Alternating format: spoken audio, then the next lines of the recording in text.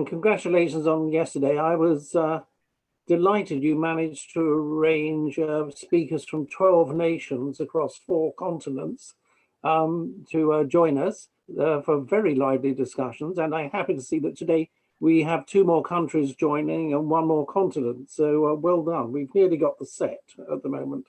Unless we count some of the slightly offshore islands as part of South America, in which case we've got the whole set. So we shall see. The talks yesterday were very much on raising the level of corporate governance internationally and also changing the context quite a lot. So the notion of impact in terms of economic impact, social impact, environmental impact, and then later governance impact was very much a theme running through today, which ended with Mike Mainelli developing this notion of wealth. I'm happy to say there's a very nice link you've made now to Peter Aylwin, and he will continue right now to talk about this notion of wealth, but also on a time basis, moving into the next generation.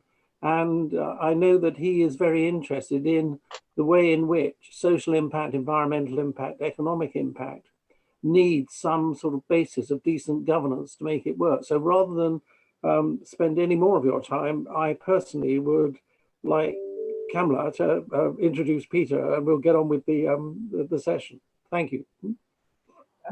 Absolutely. Thank you so much, Professor Garratt. As I shared earlier, the profiles for each of our panelists and speakers for today is in your program, so we will not spend too much time going through the profiles. So I will share that we have 3 panelists today. That's Liz Barber, who is CEO of the Yorkshire Water in London, Ian Morgan, forgive me, I have to change Ian Morgan. So we have David Homan and also Mark Walls as our panelists today. And so our presentation this morning, the opening keynote, will be delivered by Peter J.R. Aylwin. Peter is a director of Aetos Holdings, an entrepreneur. He's an investor, a family office director with over 20 years experience. So at this point, I will ask Peter if he will take the floor, and he is going to share with us his thoughts on governance and the great wealth transfer to the next generation. Peter? Thank you kindly, Kamla. Thank you kindly, Professor Garratt. Well, it is my tremendous honor to present to you, our distinguished audience and respective panelists, the topic of governance and the great wealth transfer to the next generation. And it's also a great honor to be kindly invited by the Caribbean Corporate Governance Institute in reframing corporate governance post-COVID-19 crisis towards an informal international learning network. The purpose of this presentation and panel is due to there being a substantial flow of private wealth transfer occurring over the forthcoming generation, from the baby boomer generation to the next generation inheritors. At the apex of this phenomenon are the ultra high net worth and family office community. In the areas of governance and indeed finance and investment, there is often a great mystique and limited understanding amongst parties seeking greater access, engagement, and private investment from ultra high net worth individuals and family offices, such as project owners, asset managers, governments, philanthropic organizations, social impact investment initiatives, professional advisors, including many governance practitioners that are going to be tuning into this discussion today, and also either other ultra high net worth families on the best manner of connecting with and collaborating with other family offices and ultra high net worths to forge long-term relationships with this most important and growing investor category, not only during the period of the COVID-19 pandemic risk, but into the next generation. This segment of investor are often pivotal in making that all-important earlier stage investment of 1 million, 5 million, 10 million, 20 million, and in rarer cases, maybe 50 or 100 million or more, into profit-driven investments, and also those with social impact, ESG, philanthropic, and other areas which stimulate international economies.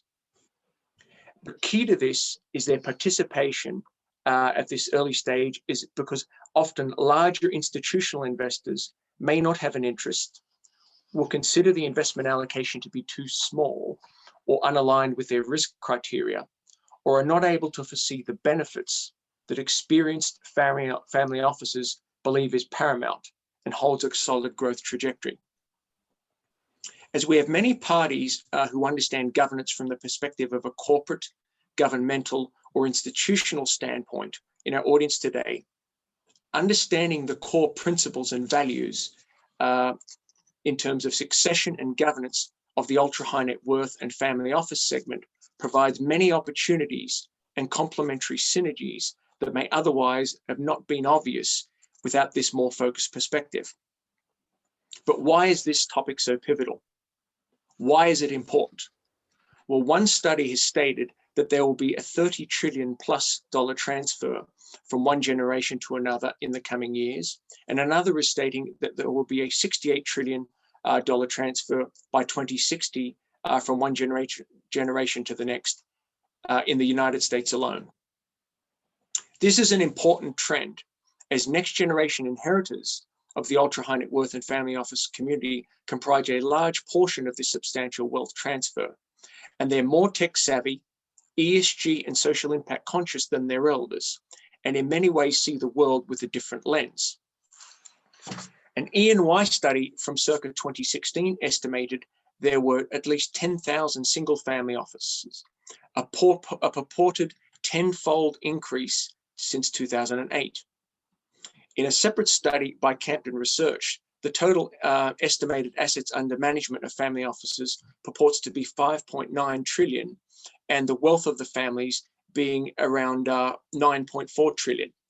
I would actually contend that they're likely a lot higher than that from my knowledge and experiences in the industry, which we'll elaborate further into the discussion. But in this discussion and forthcoming panel, we'll address how ultra high net worth individuals and family offices perceive the rapid changes in our world today, are planning their governance and succession strategy for handing down their wealth in alignment with their core values and objectives, and highlight some of the differing perspectives on the next gen investment ideology in comparison to the patriarchal generation. So to answer some of your burning questions and demystify the mindset and core issues pertaining to the great wealth transfer to the next generation, the role governance plays now and into the future, and what you and others need to do to capture their attention and highlight some of the, and to look at structuring a mutual win-win, we look forward to taking a deeper dive into some other topics. So what we're going to start with is, of course, is the present role and structure of succession planning of the patriarchal generation to family offices. Then we'll move ahead with some key trends, statistics, articles, and studies with pivotal information on the great wealth transfer. So you as a governance practitioner or decision maker can basically ascertain and interpret it more effectively. We'll therefore as well go into the pivotal role the next gens play now and in the future in technology, impact, ESG, and other objectives. Governance surrounding the structure, succession, and legacy of each family and ultra high net worth individual in this community.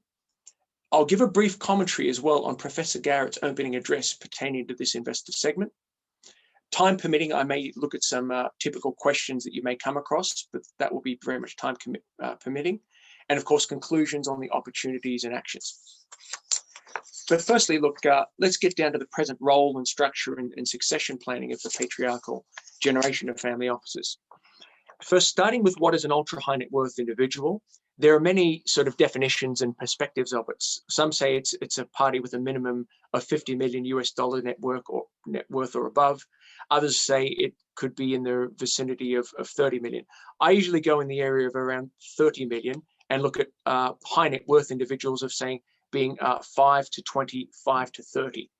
But that is somewhat of an interchangeable component. But the other area is what is a family office, and examples of different categories of family offices. Well, there are different categories of family office. Firstly is a single family office. Now, these can be from a patriarch that has had a major liquidity event. A successful entrepreneur is a perfect example. And usually a family office is defined, and there are many definitions people give, but I look at it as $100 million US or more in investable assets that are separate to their business activities. When I say investable assets, they are separately there as private wealth for investments. That's obviously separate from the family home, of course, and separate from these other involvements. If you, for example, you think of a very ultra high net worth executive who may have shares in a large corporate as a CEO or director, it could be in the hundreds of millions. I wouldn't count them as a family office until they've actually had the liquidity event where it's being separately managed by a dedicated office. And the single family office focuses on just one family. And of course, they can be multi-generational. And generally what I found is multi-generational family offices are more focused on money management, and may or may not necessarily have any connection with the business that created the initial wealth. And others may also have that connection with that business to this day. Then there are non-commercial multifamily offices. A non-commercial multifamily office, basically, sometimes they stem from a single family office and then another family who wishes to leverage upon the knowledge and expertise of that party and vice versa. And the cost savings, they decide to team up. Or you could get a number of ultra high net worth individuals, say 4 or 5 of them, that say, look, I've got 50 million, I've got 30 million, another has 80. They decide, look, why don't we leverage our skill sets, our market knowledge, and we'll obviously be much better working together under the one multi-family office. But it's a non-commercial, so they're not looking for other clients or to make service fees. It's just really leveraging skills, leveraging their networks, and obviously that intel, and for cost saving purposes. Then you would have a multifamily office that is commercial. A commercially driven is their purpose, of course, is to onboard clients and usually get paid with a form of assets under management as well as fees. Very often you'll get, say, a private banker or someone from the institutional world that'll have relationships with a number of very ultra high net worth families and decides to open their own boutique family office. And I consider them a true family office. These parties where they have hundreds and hundreds of clients, and one has 5 million, one has 100 million, one has 20 million. I consider them more to be investment managers rather than a true multifamily office. And now what is really picking up is the virtual family office. And technology has really helped this tremendously and made it a much more of a cost-effective alternative. In some cases, you may get a patriarch that doesn't necessarily want to open a full-service family office, but they'll just get one advisor on how to structure it, and then they will outsource it through this virtual family office opportunity. Alternately, you'll get a single family office that only wishes to outsource portions of it, of these activities in a virtual way. And then there's additional service providers handling a portion of affairs. A typical focus of a family office is generally preservation of wealth over generations. And it's in a professionally managed manner. It's very, very simple. And it's arm's length and separate to the business activities of the family.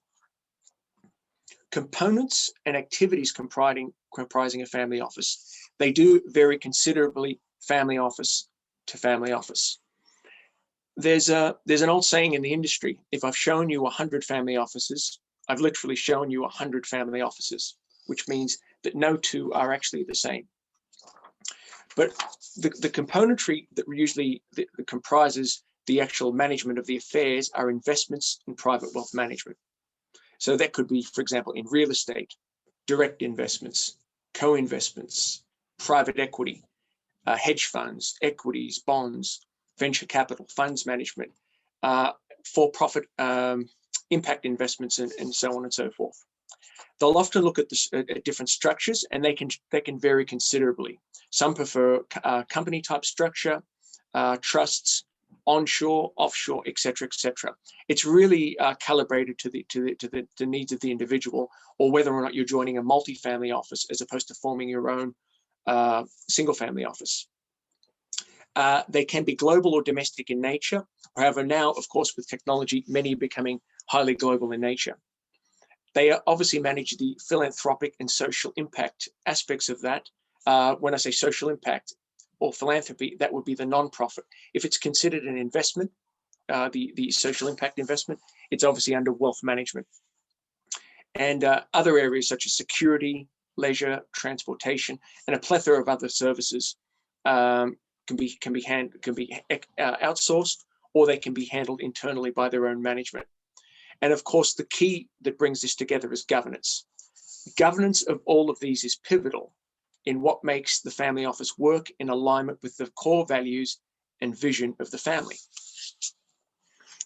Now, look, dependent upon the sophistication and preference, governance in a family office comprises a few areas. And this could be a long list, but I'll really just narrow it down to the three core ones. Number one, of course, is a family constitution reflecting the core values, mission, vision, and legacy of the family office. And others, of course, also like to comprise a family office council as part of that structure. So therefore, there's a decision-making council that discusses things on a formal and regular basis. But often as well, there can be just family assemblies as well, where many members of the family often are present, and a lot of international families actually arrange this, where they all fly into one venue to do this. Or if it's a national family, they have a number of the extended family that are part of the family office, but not necessarily part of the family office council, where they come in and they collaborate and discuss things. And there are, of course, other segments that can stand off this, dependent upon the family structure and preferences. But now, what I'm going to look at now, so it helps frame it in a more effective way for you, are some key trends, statistics, articles, etc., with pivotal information on the great wealth transfer to the ultra net worth and family office community. So you, as a governance practitioner or decision maker, can consider and interpret it more effectively. Okay, firstly, let's just look at where we are. And again, I'll start with some very intriguing research just released by UBS. UBS have looked at and have a plethora of these different studies that are highly valuable. And for example, they've mentioned that billionaires' wealth has raised to 10.2 trillion amid the COVID crisis. And the super rich crisis has increased fortunes by more than a quarter during this turmoil. Also, it goes on to say that the super rich are able to benefit from the crisis because they had the stomach to buy more company shares when equity markets around the world were crashing. Global stock markets have since rebounded, making up much of the losses. The shares in some technology companies, which are often owned by billionaires, have risen very sharply. Also, many billionaires had quickly and generously donated. So many of them actually gotten behind a number of the charities and philanthropic initiatives behind COVID-19. And of the 209 billionaires who have publicly committed a total of 7.2 billion from March to June, the report said they reacted quickly in a way that was akin to disaster relief, providing unrestricted grants to grantees to decide how to best use the funds. But what is an interesting thing, and of course, David will probably elaborate quite a lot more about this with his knowledge of the American market, is of course, you've got a different mindset amongst these different geographics. I find that there's really a thriving philanthropic community in the United States, where they understand it, they get behind it, and they're quite action orientated. Whereas, say, in the UK and Europe, it certainly is as active, but often it takes a lot more time in terms of the decision-making process. And the research showed, just from this COVID-19 reaction, UK billionaires donated much less than those from other countries. In the US, 98 billionaires donated a total of 4.5 billion.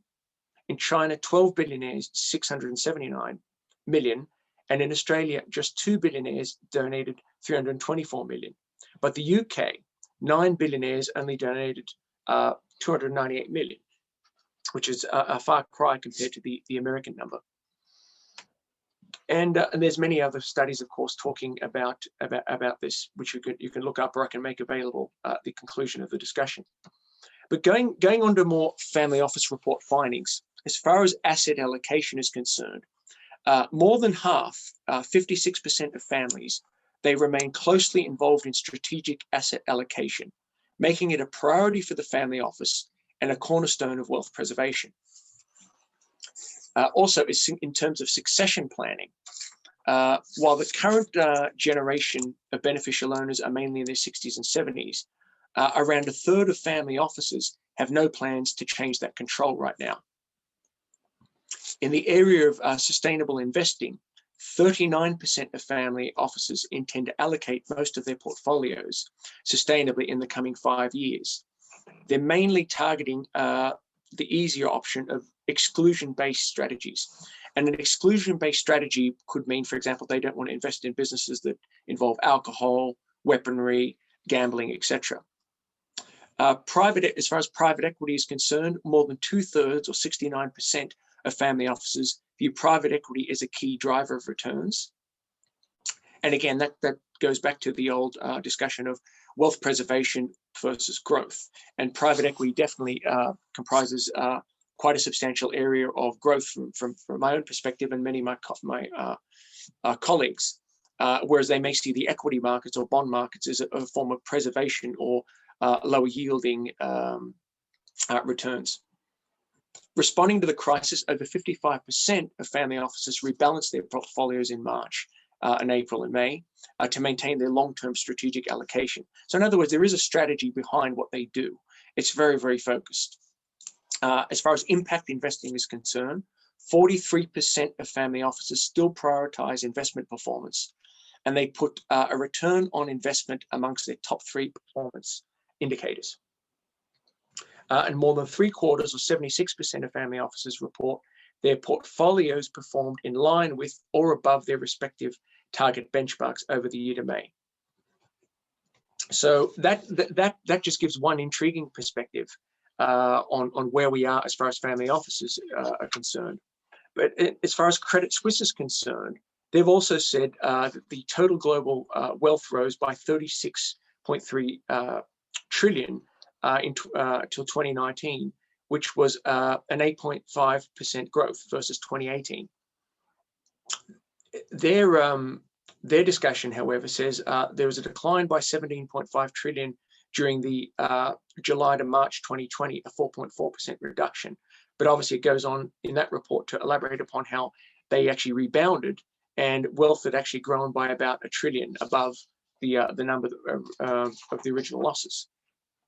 And GDP and rising debt will result in long-term damage, however, they felt.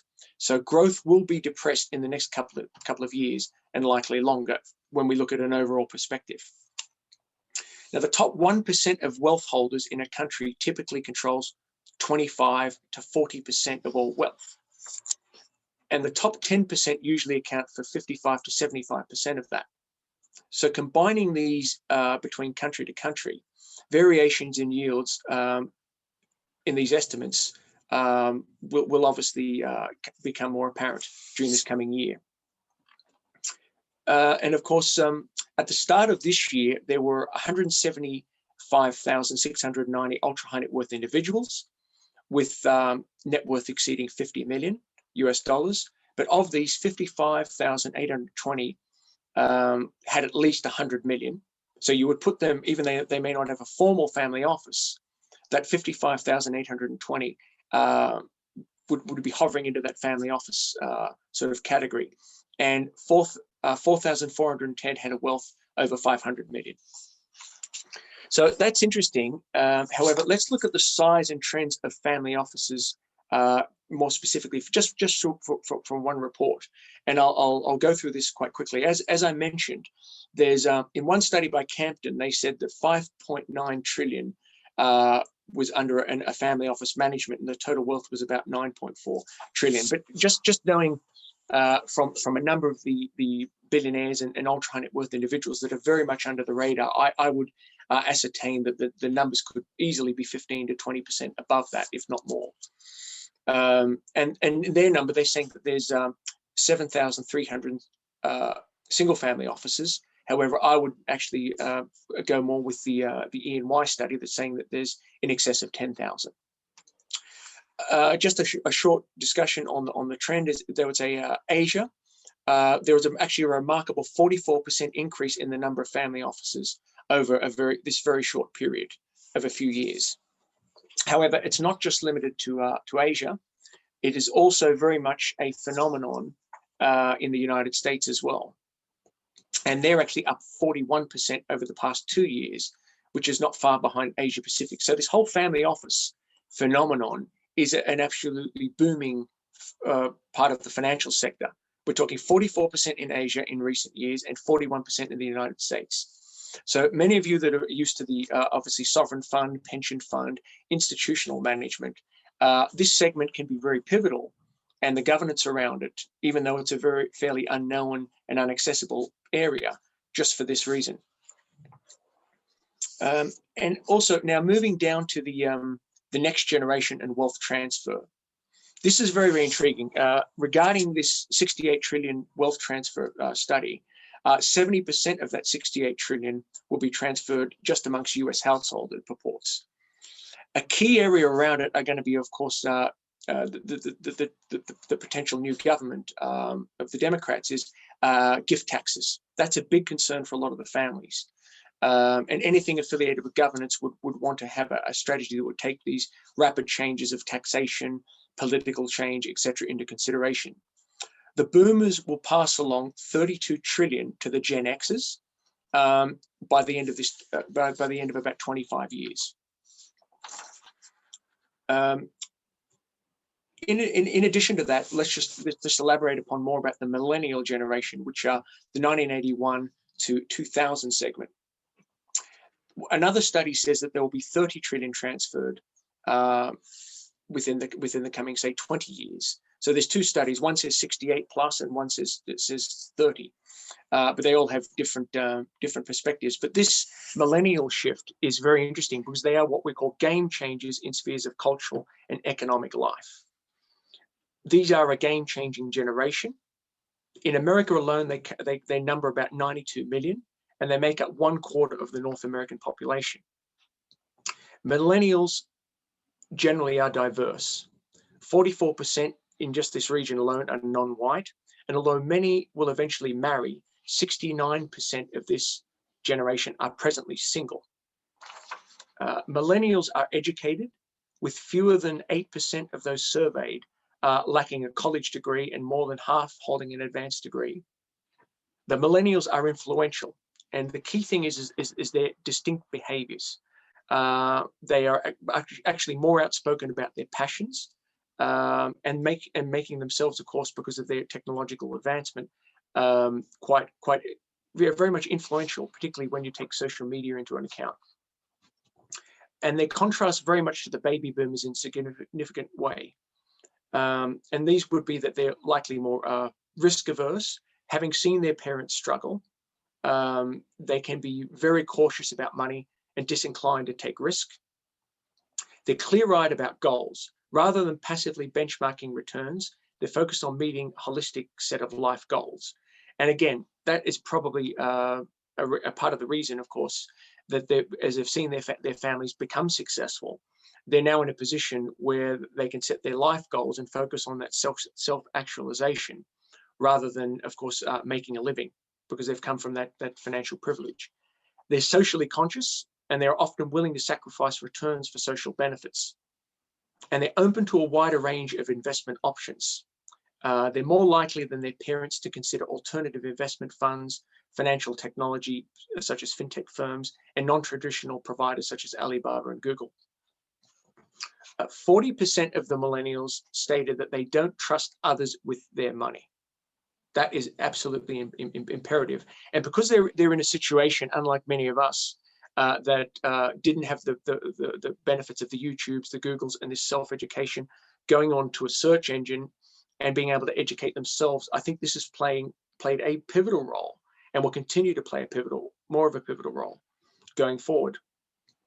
They, however, 64% they trust established wealth management brands more than new players. 38% of millennials would rather spend money now than save it, and 63% plan to rely on their investments to meet financial commitments over the coming 5 years. 5 keys to positioning for the impending massive wealth transfer are as follows regarding millennials. Firstly, they are the first digital native generation, and the expected return and customized experience is low cost, if not free. They think this way because they've got access to all of this information. In some cases, they need to be convinced as to why they need to actually pay an advisor or have someone tell them about governance. So a relationship with them is key, which I'll go into a bit more so in a moment. Millennials have a collective inherent distrust of banks. Traditional financial advisors will be supplanted, and I go into a study in a moment to support this. Online investment clubs and social trading are becoming embraced, so they like to connect with groups that are like-minded. And David, who is going to be speaking shortly, is a perfect example of someone who's put together a very, very intriguing club of like-minded people for that purpose. Millennials' lifestyle priorities will challenge traditional advisor models. And that's what they like to do because they do like to think in new and innovative ways. Plus major life choices such as marriage, children, college funding, they're being generally pushed out to later in life. So it may be some time before millennials prioritize savings over these other activities. So what are some of the implications for advisors and practitioners such as yourself? Well, 66% of children fire their parents' financial advisor after they receive an inheritance. And that's from investment use data. I think that's probably a little bit high, and they may have taken in as well, not necessarily the formal structure of a family office, but generally high net worth individuals flowing in. So I don't think it's quite that high, but it definitely is food for thought. And given 70% of family money disappears by the end of the second generation and 90% by the third, of course, this is obviously a key area of importance as to why governance needs to come into play to prevent that shirt sleeves to shirt sleeves in 3 generations phenomenon we see a lot of. Only 20% of advisors are targeting younger family members of their clients, and you can see the problem there. If the current advisor is presently only communicating with the next gen 20% of the time, how can he build a relationship and expect them to have that same level of trust that the patriarch would have? That is something I would contend. Some children aren't used to paying for financial advice and don't see the wisdom in doing so. And a big portion of that is, I think, is about the relationship and the dependence upon the advisor. If they actually see that in the wealth management areas that they may not find as exciting, such as bonds, shares, fund management, etc., that this is an essential component of a portfolio, they may think differently. Because many of them have the option of pursuing their entrepreneurial or impact-related goals, that obviously can influence why they would not continue with the family advisor. In a Capgemini study of trends, and I won't go into detail, but it was very, very much, it revealed a lot of findings regarding tech here.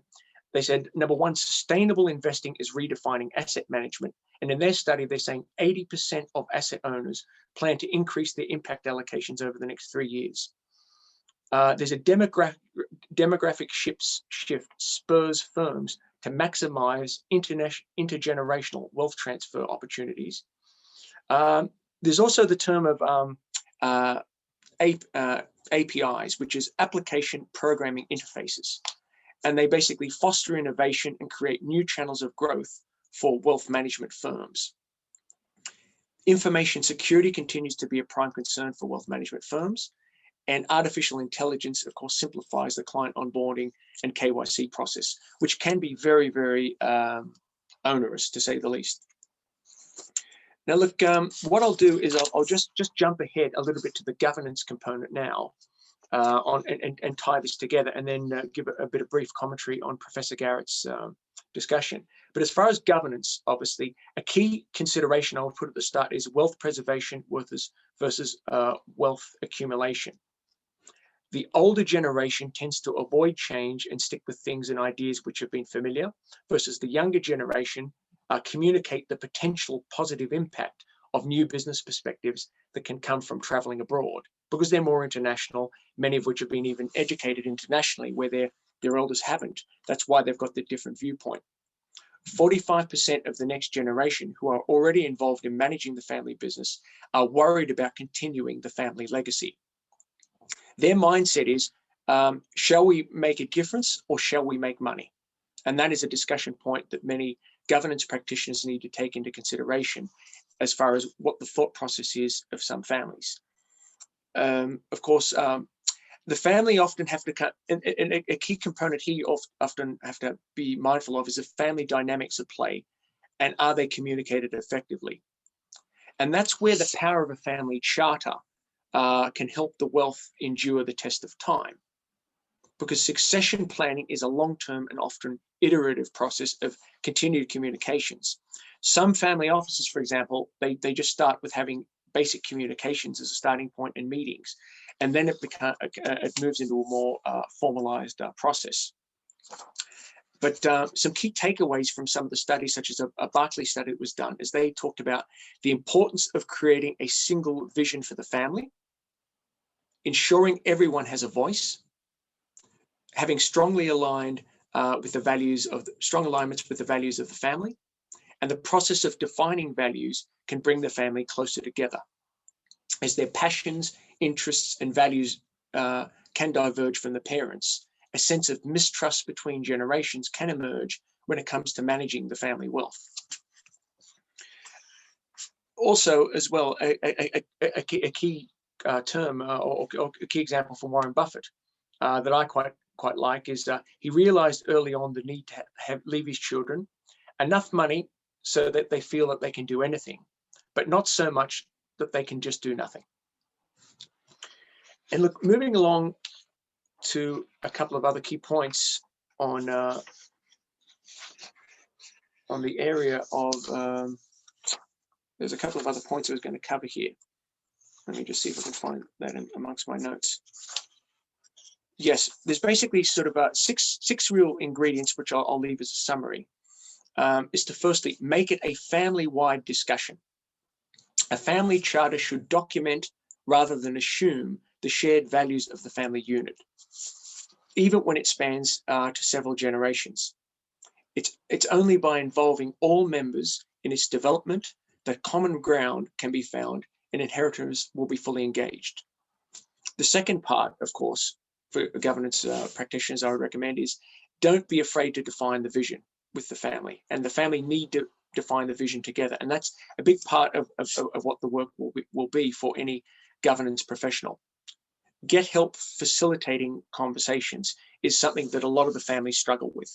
And that's obviously when you get that call, it often is coming from a strong emotive or other background around what the vision will be.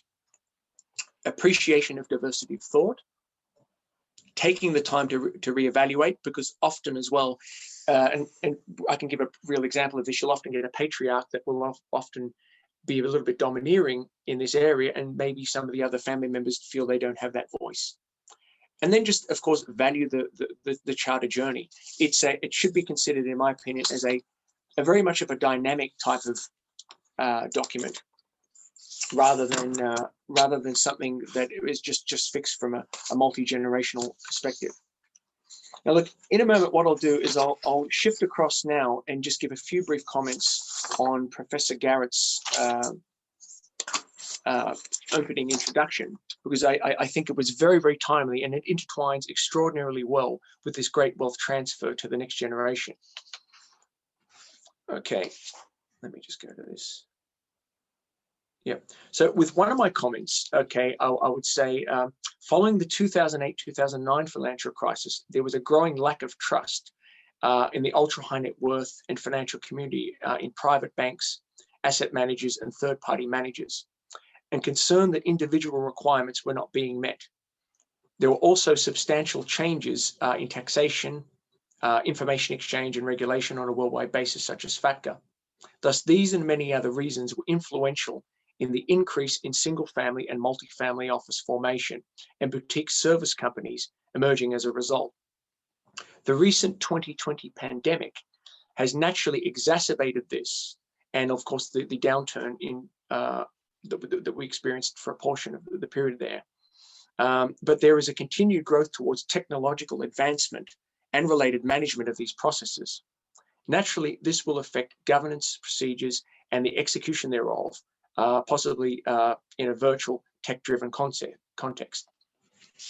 Another part of the paper that also was mentioned by Professor Garratt is, but the ownership and control were never resolved in the 1896 Solomon judgment, and it's proved expedient to leave wide open the issue of who now controls a limited liability company. Hence, many failed court cases due to the inability to determine who is the controlling mind, that is the ultimate liability for a company and a board's area. Well, look, the controlling mind is an extraordinary issue now in the entire world of finance and wealth management. Ultimate beneficial ownership in persons of significant control has become a game changer in the sector. The old school nominee director, nominee shareholder type structures of offshore companies and other trust and formation structures of a similar nature have lost a substantial effect, and alternative structures have been implemented, again, because of increased compliance in this area. So particularly amongst the concept of onshore becoming the new onshore is picking up substantially now. Jurisdictions and governance practitioners need to consider this as a key point for the ultra high net worth sector. And in reference to his discussion of the CAD report in 1992 was a breath of fresh air by introducing the term corporate governance to the wider public and indeed the majority of directors and politicians. But as he acknowledged before his death in 2015, it was a pity it focused only on financial aspects of corporate governance. Well, I would also say that family governance, family constitutions, separate committees focused on specific areas of importance and focus to the family, such as investments, assets holdings, philanthropy, social impact, and so on, does encapsulate more than just finance. Also, the other point where it said they had to retrofit the existing corporate governance code best as they could. This has led to much distortion of what is called good practice. Well, this is also the case with family offices, as no one size fits all. There is substantially less regulation on single family offices in comparison to multifamily offices, simply because the SFO generally is managing the funds of one family, and the structure generally is under the direction of the patriarch, or to a greater or lesser degree. In short, it's their money. And I've even spoken to some regulators and they say, look, it is their money, and that's why in our jurisdiction we don't really regulate it particularly in the single family office component. Some jurisdictions, though, are regulating single family offices, or at least if you're going to call yourself a single family office or a family office, you have to actually be regulated and pass certain declarations. The United Arab Emirates, Singapore, etc., have such family office programs and licensing. Another point raised by Professor Garratt was how governance is implemented pertains to the issues most pressing. Well, and my comment would be, there is a feeling of concern pertaining to financial privacy, financial control, issues with transferring large sums of money internationally, taxation, transparency, etc. An example used by a practitioner that I know is that it can be a fight to open a bank account due to transparency being an obsession. KYC, AML, anti-bribery, FATCA, and related compliance being in full force, unquote. There are also many reasons, but personal safety and privacy, which is often a forgotten issue in this ultra-wealthy segment, is a major issue for the privileged, which is less of concern, of course, to the general population. And as far as our ESG having risen as a higher edge concept, the next generation to the family office patriarchs have been major drivers in this segment, particularly social impact investments with a tremendous impact on flow of funds directly from this next gen sector. And towards my final comment on the towards the bright pyramid, I propose that the conference makes a significant and continuing contribution to the development of EESG, so it helps restore public confidence to our organizations, to the Commonwealth. It is then the next generation of directors, investors, legislators to take us forward. Well, my comment is, I propose that this conference embraces EESG in exactly the way that Professor Garratt has presented, and who better to be the catalyst than those who are the beneficiaries of entrepreneurial success and wealth transfer, the family offices, to get behind this as well. Now look, because we're probably running sort of short on time, I won't cover the typical questions that sometimes arise in this sector, simply because I can address that in the Q&A. So, so look, I'll move into a sort of into a conclusion now and tie it all together. So look, in summary, you've gained a plethora of perspectives and greater insight into the present role, structure, and succession planning of the patriarchal generation, particularly for family offices, movements, key trends, statistics, articles, and studies with pivotal information on the great wealth transfer and ultra high net worth and family office community that you as a governance practitioner or decision maker need to consider and interpret, the areas patriarchs wish to cultivate in the next generation, the pivotal role next gens play now and into the future in terms of technology, social impact, and other objectives of the family office and ultra high net worth community. And of course, that brief commentary I gave to Professor Garratt's introductory address. So in conclusion, I see everyone in our audience, those that have committed themselves to the pursuit of excellence every day with the vision, drive, and pursuit of ultimate mastery in the profession of governance as possessing a rare opportunity at an extraordinarily pivotal time. A time where technology, economies, environment, local communities, and our global society is experiencing a period of uncertainty and rapid change like no other. But to you, yes, you possess the master toolkit at your disposal, the skill and knowledge of a master craftsperson, and with these tools, these skills, this knowledge, and this architecture of governance at your disposal during this great wealth transfer from one generation to the next, this is the opportunity where EESG can be taken to a much higher level of professional management and leadership in the private wealth segments. These true wealth holders do need your guidance in the area of governance to fulfill a sustainable vision for the future and to empower their families into this next generation. I echo Professor Garratt's views and also propose that this conference and its many distinguished guests and affiliates embraces the EESG concept and galvanizes its uptake further on a global scale.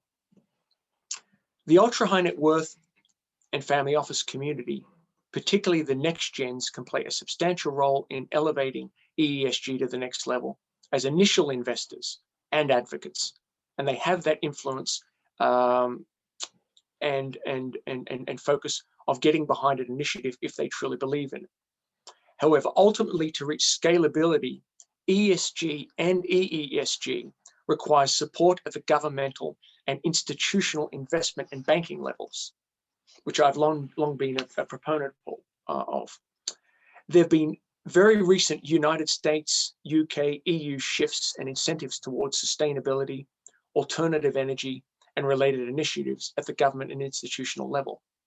Also, the United Nations SDGs are very, very clear and give a very, very good guideline on where this can go. So now the window of opportunity is here to grow the alternative investment category of social impact investments to another level.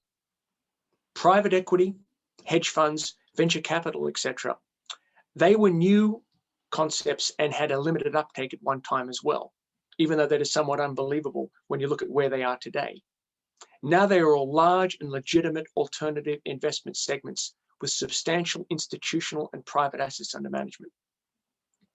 What would the world look like if at an institutional and private wealth level, if there was an additional 5 trillion plus in debt and bonds and 5 trillion plus in listed equities and private capital channeled into social impact related investments in 7 to 10 years by the large institutions?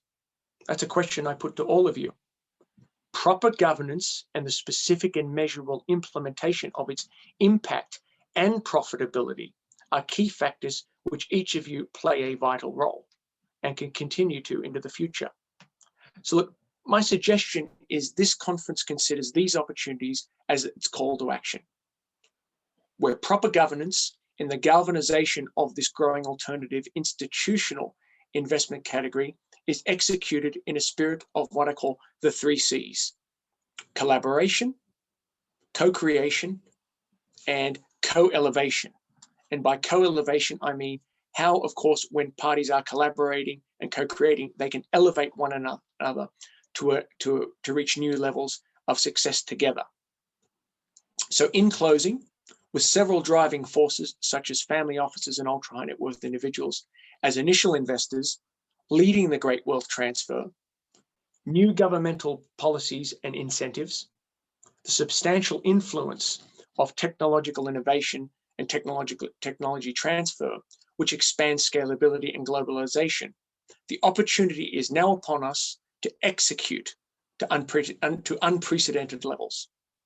I thank you all for your kind attention, and this concludes my presentation.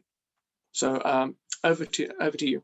Thank you so very much, Peter. That was so well researched and extremely thought-provoking. Of course, we have half hour remaining for our time. So what I'd like to do is invite our participants. If you do have questions, please put them in the chat feature while we invite our panelists to share their thoughts with us. So I would like to start by inviting David Homan, who is the Impact Investment and Entertainment Advisor for Dalio Family Office. David, the floor is yours now. Great. Thank you so much, and thank you for letting me be the one to follow Peter. I appreciate it.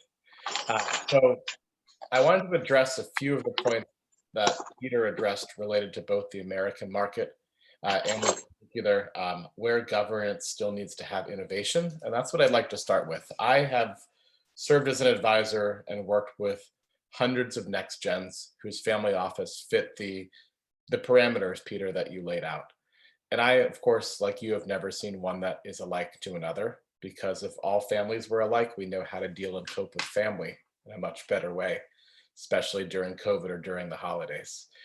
So what I've seen that has worked the absolute best in terms of family governance, corporate governance, is where the structure breeds conversation, where the structure necessitates engagement, and where I've seen it fail almost every time is where the patriarchy, or in some cases the matriarchal system based on either the oldest generation, limit the voice of those in the subsequent generations.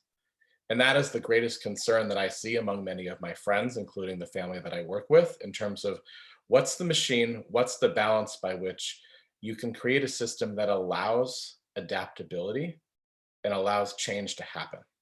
Because if you set a charter, which is really important to do, and you set a standard, you set any type of framework that doesn't allow change to happen, then we put the exact same framework in that limited one's ability to have this transfer happen appropriately in the first place.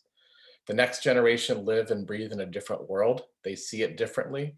And the oldest generation were those people years before, whether they in turn inherited wealth or made it. And they saw what their parents or grandparents didn't see.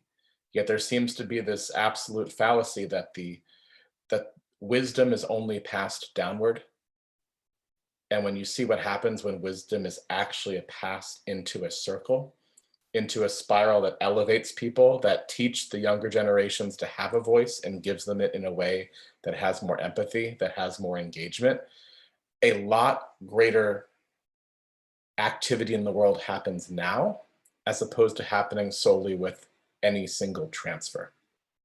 And this is the thing that is different because, Peter mentioned, the American tax incentives for philanthropy are quite substantive compared to most other countries. At the same time, American government support for the things that are philanthropic pales in comparison in relation because the tax structures in many other countries are much more favorable in terms of what those governments will do for their societies. And you look at any developing market around the world, there are different tax structures meant to keep investment, meant to engage investment. But a lot of the times where that wealth is maintained and where that wealth is really balanced is outside of the country that those individuals reside in. And so the idea of giving back to somewhere you don't live as much is much more challenging than giving back to somewhere that you live in, that you breathe in. And I see this with friends that are making returns to where their parents or where their grandparents left. And that as they live there, as they visit there, as they see what the society is, not on paper, not on video, but in person, they understand a little bit more of what the fabric of bringing those societies is together. And that approach of walking in the shoes of those that you support, that those that you invest in, is crucial, because what often happens when we frame our world in a way that limits our perspective is that we only see the way that we walk in our shoes, and we think that more should come to our point of view. And there are 7.2 or 7.5 billion, whatever it is, points of view in this world. All of them are valid. And if we can bring those that are the most successful to the table to hear others, and to do this in a way that allows governance to play a part in framing that discussion, but letting it, at least for the beginning parts, roam free, I think we have a much different concern than what would be in terms of, will this wealth transfer, when they all occur, result in a better civil society? If we approach it in the right way, we'll just see an extension of the society that we all build together, taking up Peter's challenge, as he mentioned in his closing, to do so. Thank you all. Thank you so much, David. I'm going to move on to another of our panelists now, but just before I do so, I want to say to Peter, I will be coming back to you to ask, what may be some of those things that the Caribbean region need to address if we are to attract some of this wealth that you have shared with us, particularly as you raise the issues with respect to the anti-money laundering legislation and counter-finance terrorism, and so with FATCA. All right, so we'll be coming back to you with that question. Now I'd like to ask Mr. Mark Cole. Mark is the former chair of Tiger 21 out of the UK, and we would like to ask him to share now his thoughts on the Great Wealth Transfer. Mark? Yeah, thank you, Kamala. Yes, indeed. I'd like to underline a few of the themes that Peter introduced, and indeed were introduced yesterday by Professor Garratt and Professors Garratt and Mainelli. But in three areas, perhaps. The first would be that wealth is more than a number. Wealth is more than money. We've heard that a number of times already. I'll come on to some aspects of that. Second would be that the transfer we're talking about here, eye-watering in scale, as Peter has described, but it must be seen, to be understood, it must be seen from both the giver and the receiver's point of view. And there are issues on both sides. And finally, a number of the governance issues that I think this transfer of this scale and this creation or this growth of this quite new sector investment category, if you like, is giving rise to. So the first of those, that wealth is more than a number. Of course, it is. There's a very large financial transfer here, and the numbers, as I said earlier, those are very significant in economic terms. But there's also a transfer of social capital. And by social capital, I would include things like the know-how of how business works, if it's a family business, investment processes, wealth management, the understanding of the financial and monetary system, but also education, development of emotional intelligence. All of these are part of wider definition of wealth. And not forgetting, of course, health, as Professor Minnelli pointed out yesterday. So we're talking about it in a well-run family environment, whether it has a formal family office or not, of a transfer of not only financial means and ability, but also the tools and the understanding to be able to put that to productive use, whether it's for business purposes or for wider social purposes. And so next gen, as we use the term, they can inherit either with a sense of entitlement or a sense of responsibility. And Peter referred to an often quoted phrase when we say rags to riches to rags in 3 generations. And I remember it reminded me of a study, a McKinsey study of some years ago, where they analyzed, I think, 20 or 30 countries and showed that after 3 generations, 80% of family businesses failed.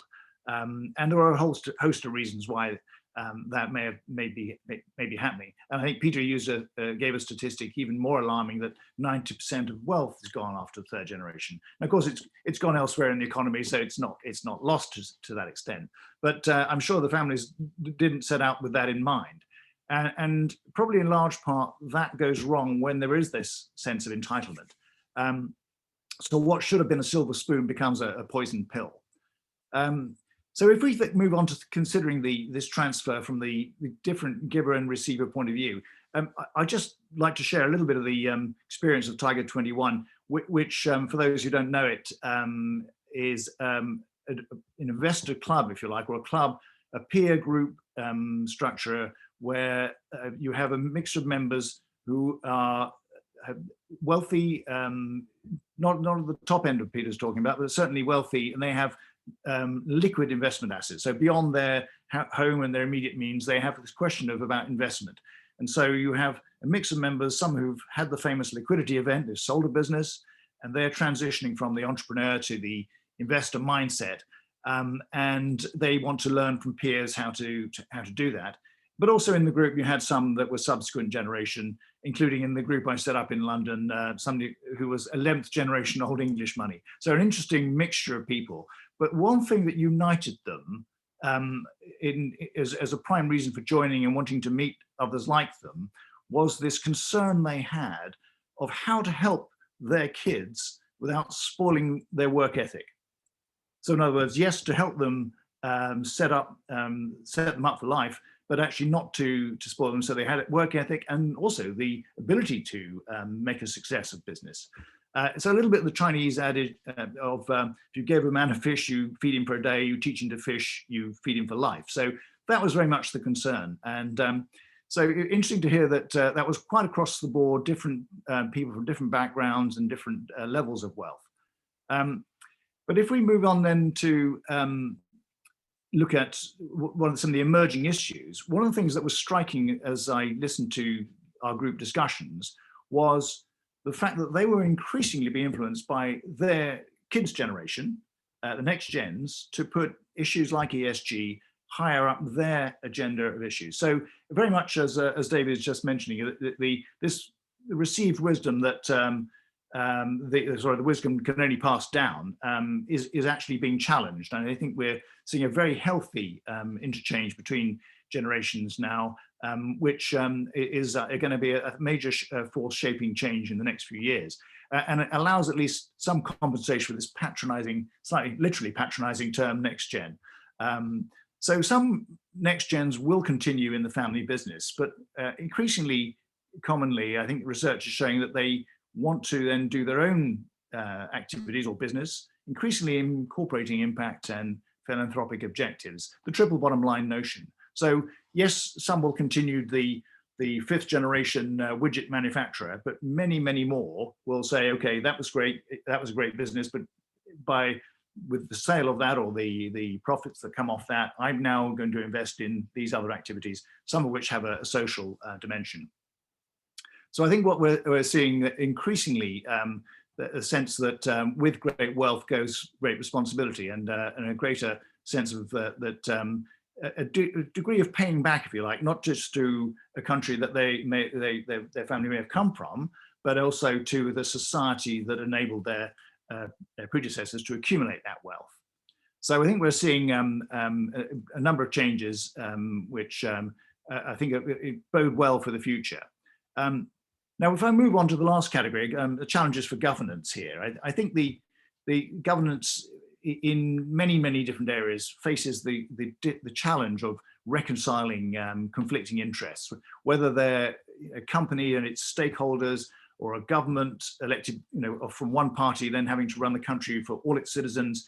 But certainly within the family, you have maybe a patriarch or matriarch having to run or direct a family institution within some shared values, but across different branches, different generations, all added with the added dimension of emotion. And so it's a complex area, governance in the family environment, family office environment, especially when much of it isn't required by law. So you have good practice where the more thinking family offices are trying to adopt the best practice of the private sector.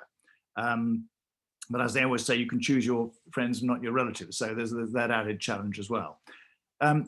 Finally, I think one reason for optimism that what I'm reading and sort of hearing from discussions is that the next gen are often have a more systemic thinking in global terms. And I think I find that encouraging because some of the most pressing issues we face on climate change or environmental or poverty in some areas, they can only be solved by a global mindset.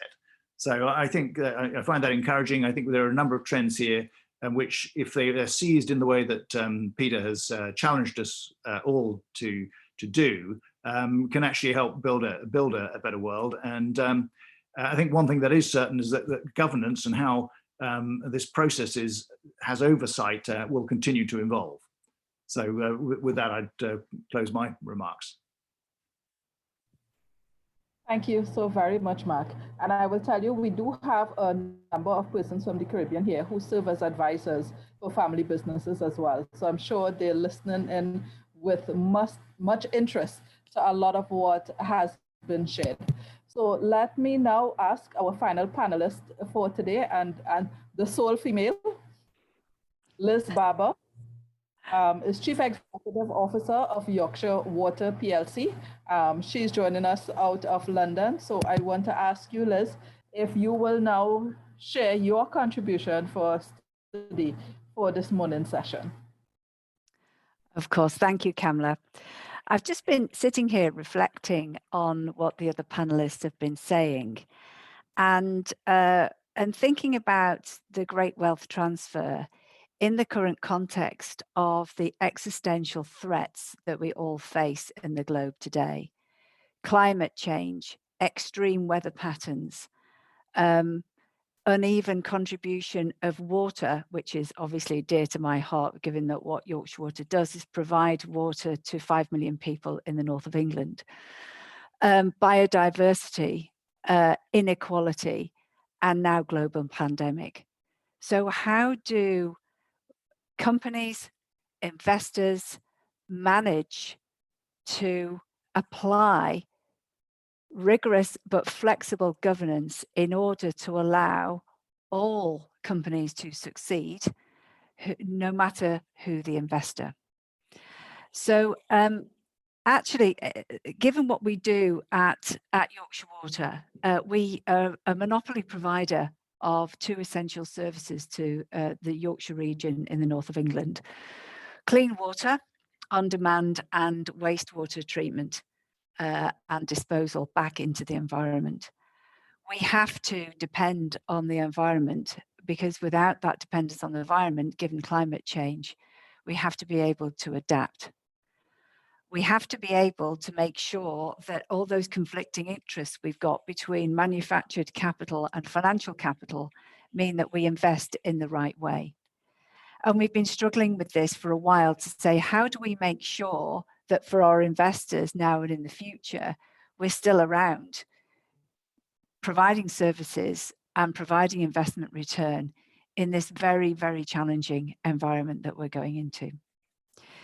So governance has played a key part in that for us to manage this. And I just really want to share with people today what we did, and in fact, in discussion with Professor Garratt what we have done to review our governance with these threats that we are facing. And the first one is to have a really strong purpose. And this was reflected in what Peter was saying earlier on. Have a really strong vision and purpose, whether it's a family fund, whether it's family wealth, or whether it's an organization. And ours is to play water's role in making our region, Yorkshire, a great place to be now and always. So that's the first thing, do the day job really well. These are essential services that we provide. Do what you set out to do really well. But secondly, and this is really very, very important, I think now for all organizations, is be very, very mindful of the impact that you are making in your own area and global. So that means care about carbon, care about the environmental resources that you're drawing on. Think about using digital technologies in a way that means that your environmental and societal footprint is the most positive it can possibly be. Because actually, without reputation, many organizations fail. And actually not to be seen to be behaving in the right way whilst delivering your services, be that environmentally or societally, will get any organization into trouble. So we've used the concept from the IIRC of the 6 capitals, being human capital. So look after your human capital, look after your people really well. Be very fair. Think about how they're paid, developed, how you recruit, diversity. Think about your societal capital, societal impact. What are you there for and what is your impact? And would any man or woman globally consider you to be a good organization standing for good things that you can be proud of? Look after your intellectual capital. Make sure you've got the skills to move into digital age and not be left behind. Think about your environmental capital, how you're enhancing the environment and minimizing your damage to the environment in the long term.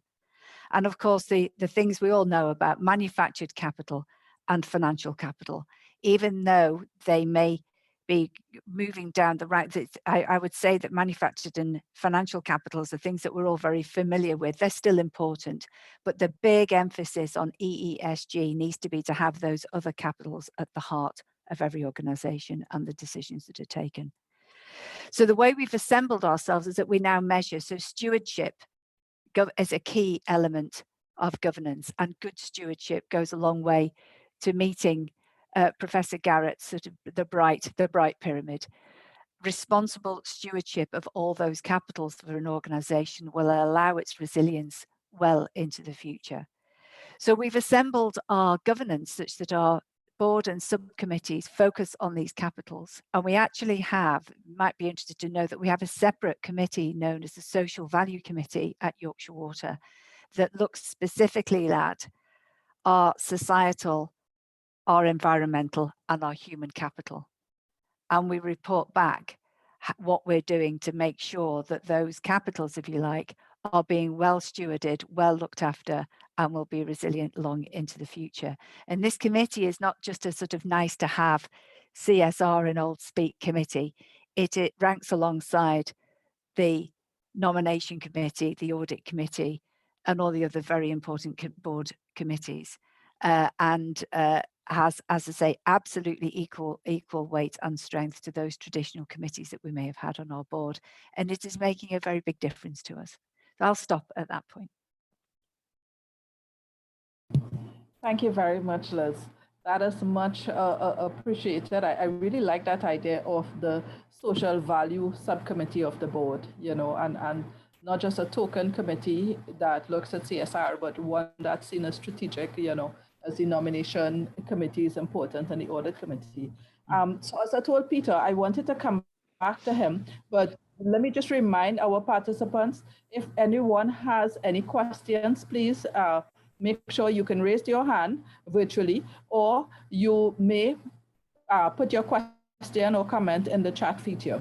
Okay, I want to ask Peter to address this issue. I mean, Peter, when you gave all your statistics, of course, there was not one billionaire mentioned out of our region.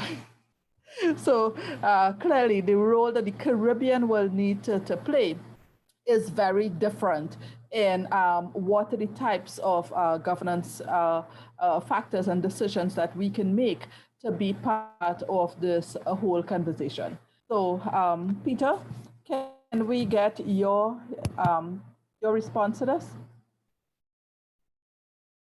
You're on mute, Peter. You are still muted. Am I unmuted now? Yes. Brilliant. Thank you. Well, firstly, I'll address your question specifically, and if time permits, of course, I can make commentary on our three distinguished panelists' comments. But more particularly, Camilla, look, for the Caribbean to attract the attention of this group, it's to think of this as an ecosystem that you need to create, not a promotion.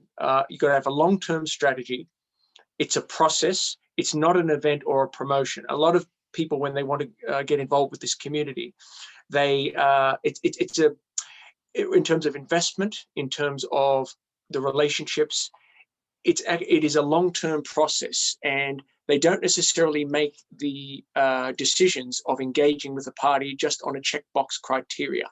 They got to like you, trust you, respect you, and then see that there is either an alignment of values, if it's more of a philanthropic, but also if it's an investment perspective, it's got to also they want it clear that you understand their investment ideology and their objectives. That's number one. Passion, purpose, and return also should be considered. So you need to make a decision if you wanted to obviously look at you for profit-driven related activities. They interest the next gen particularly like passion, purpose, but also the return. If you're looking at philanthropic, then you've got to see, well, how do you galvanize and give a competitive advantage over the others? I liked Michael Magnelli's discussion yesterday, and I think it is a big gap in the market as well in the social impact area.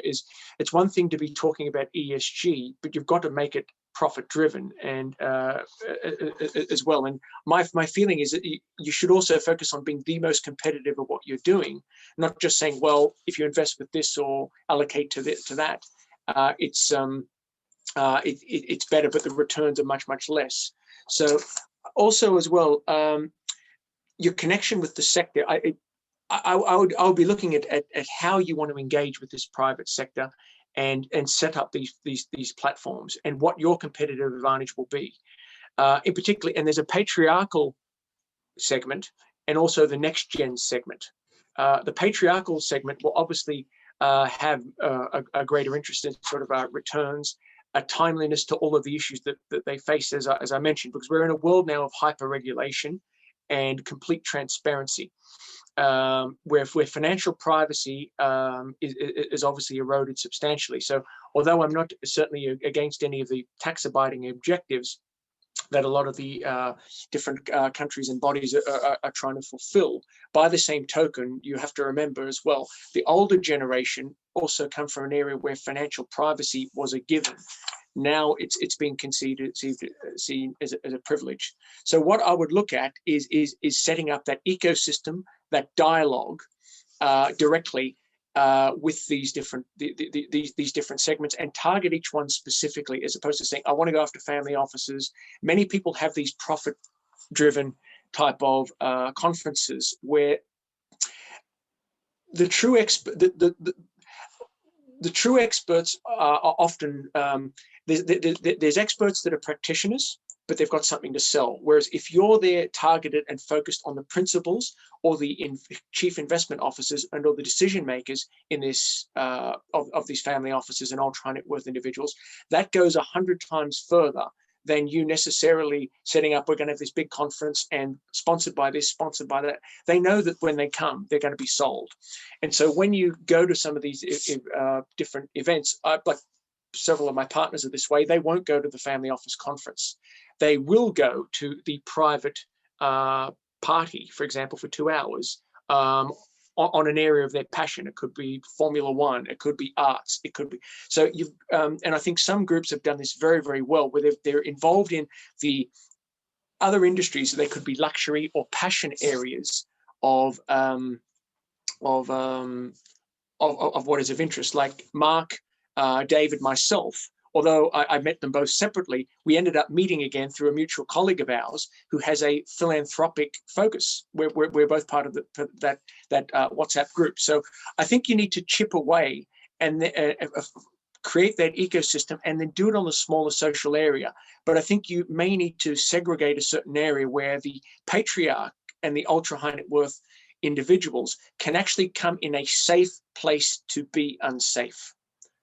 A safe place to be unsafe. And what that means is they see the Caribbean and your jurisdiction in particular, and when you have these private events where they're collaborating with people of equal stature, where their privacy and their safety will be assured, and they're not going to go there and then there's 50 service providers chasing them around, awestruck and wanting to win them as a cat. They're used to that and they won't stay there.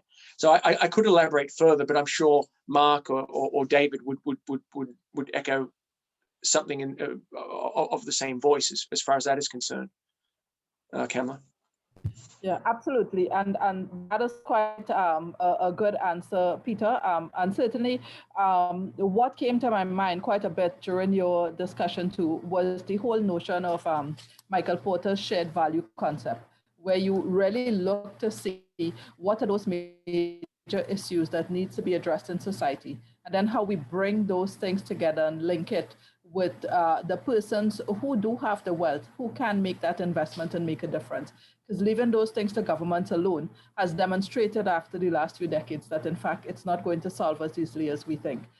So definitely room for us to be able to continue to have these discussions and identify what are the things we can do together that's really going to help us to bring what each of us can offer to the table to help make a difference.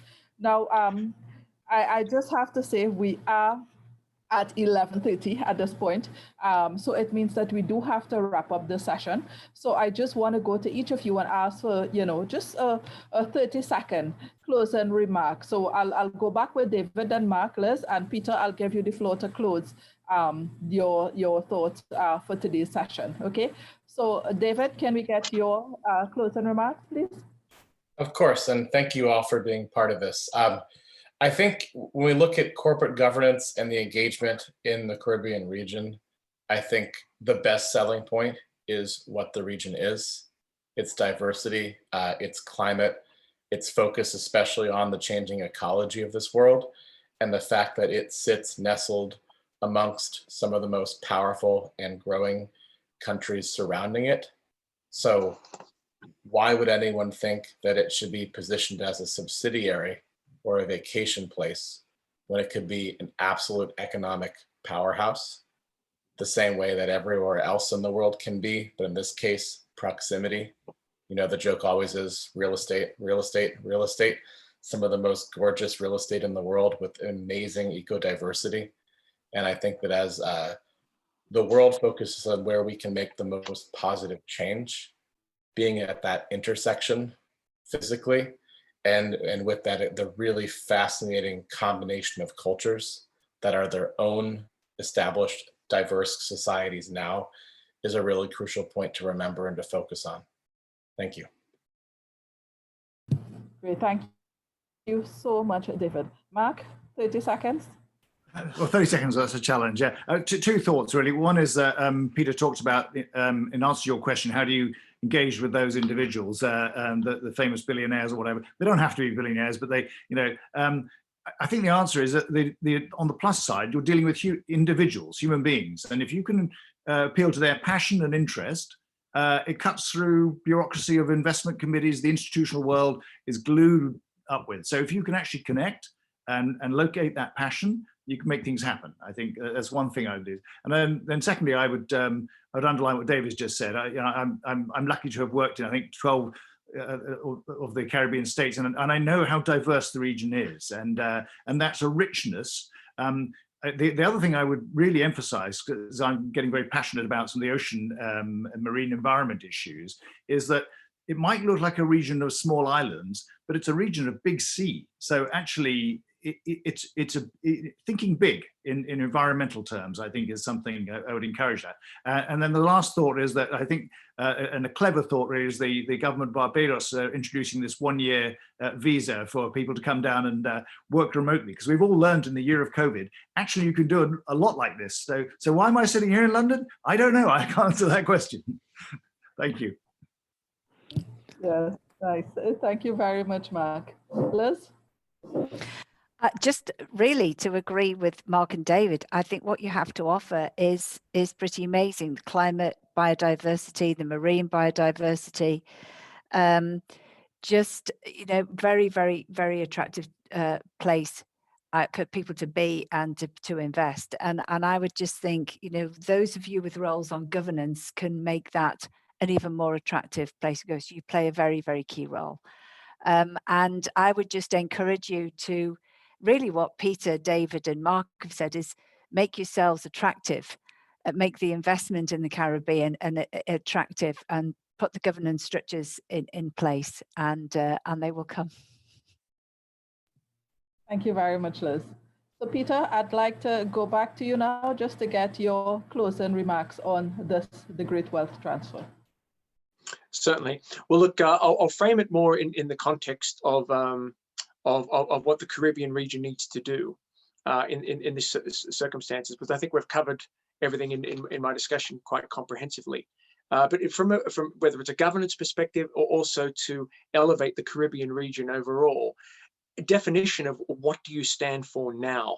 We've had so much rapid change, even if COVID had not happened. We've had so much change in terms of regulation, taxation, banking, financial. It's a completely different world. So you may already have had some of the solutions, but they were not known. So you could have already been an untapped, best kept secret in some areas.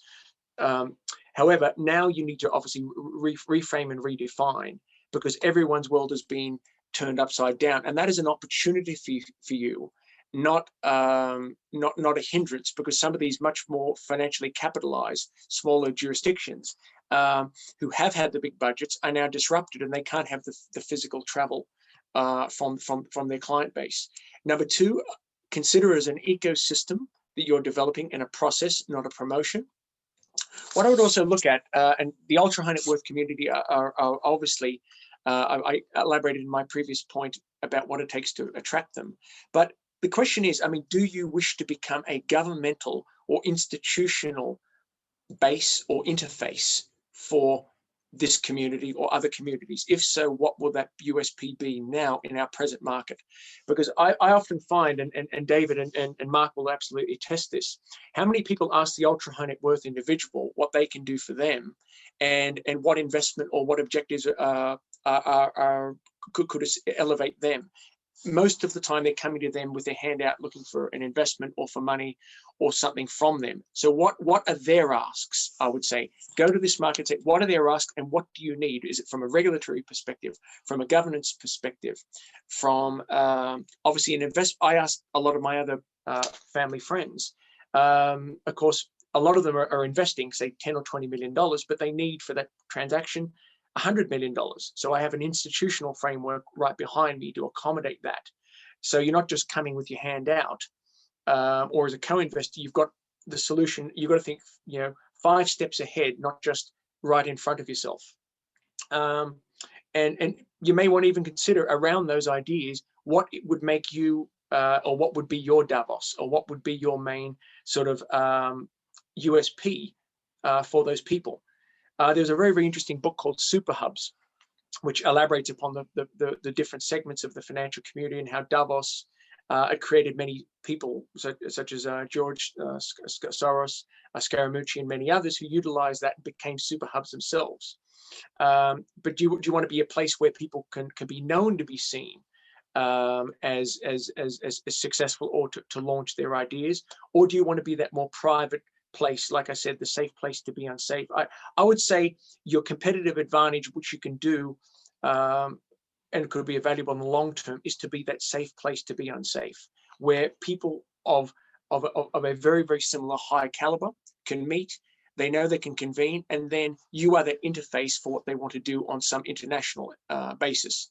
And the beauty of it is, of course, as a synergistic advantage, they will obviously see what's happening in the Caribbean region and may want to actually invest there on areas that you otherwise wouldn't have thought, and ask them, what do you think we need to do? So it's actually a like a mastermind, so to speak, where you're actually you're trying to attract them on what's important to them, but in turn, when that relationship is cultivated, they will give you more ideas on what you need to do to become a better place, whether it's governance, whether it's in terms of finance, whether it's in terms of business, whether it's a plethora and a Pandora's box.